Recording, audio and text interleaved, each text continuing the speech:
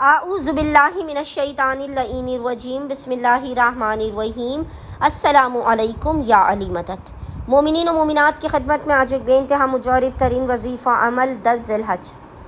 عید الاضحیٰ کے دن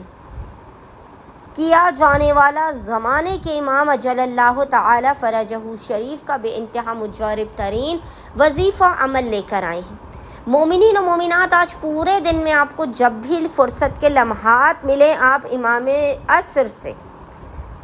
قائم آل محمد سے اس طرح سے متوسل ہونے کی لازماً کوشش کیجیے گا اپنی عید کی مصروفیت کے ساتھ ساتھ۔ اچھا، ویسے اس عمل کا جو خاص اور مخصوص ترین وقت ہے وہ نماز ظہر اور عصر کے درمیان میں ہے، یعنی ظہر کی نماز پڑھ لینے کے بعد عصر کی نماز پڑھنے سے پہلے آپ نے اس وظیفے عمل کو کرنا ہے۔ یہ عمل خصوصی طور پر ان بہنوں کے لیے ہے کہ جو شادی کے سلسلے میں پریشان ہیں، جن کی شادیاں نہیں ہو رہی ہیں، وہ مومنین و مومنات کی جو کسی بھی قسم کے جادو، آسیب اور بندشوں کا شکار ہیں، جن کے کام نہیں بن پاتے، اور خصوصی طور پر ان بہن بھائیوں کے لیے، ان مومنین و مومنات کے لیے کہ جو ایک مدت سے اولاد جیسی نعمت کے لیے تڑپ رہے ہیں اور اولاد کے لیے خداوند متعال کی بارگاہ میں مسلسل فریاد کناں ہیں۔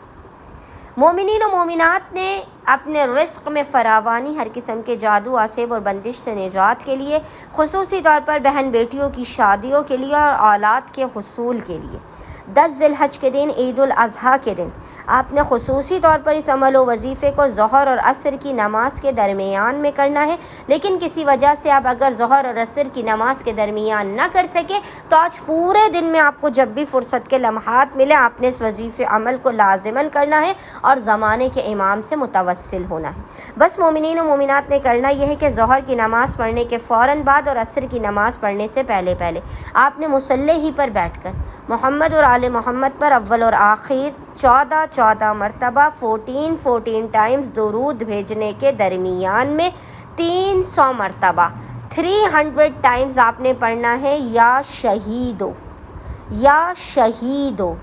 یا شہیدو، اور پیشانی کو سجدگاہ پر رکھ کے خداوند متعال کو قائم آل محمد کا فرزند فاطمۃ الزہرا سلام اللہ علیہا کے حق کا واسطہ دے کر سب سے پہلے زمانے کے امام کے ظہور میں تعجیل کی دعا کرنی ہے، اور اس کے بعد آپ نے چاہے آپ اولاد کی دعا کیجئے، چاہے شادی کی دعا کیجئے، رزق و روزی میں برکت و فراوانی کی دعا کیجئے، یا جادو، آسیب اور بندشوں کے خاتمے کی دعا کیجئے۔ انشاءاللہ تعالی خداوند متعال قائم آل محمد کے حق کے صدقے میں آپ تمام مومنین و مومنات کی خالی جھولیوں کو بھر کے آپ کو لازماً بامراد کر دے گا۔ اللہم صلی علی محمد و آل محمد وعجل فراجہم اجمعین۔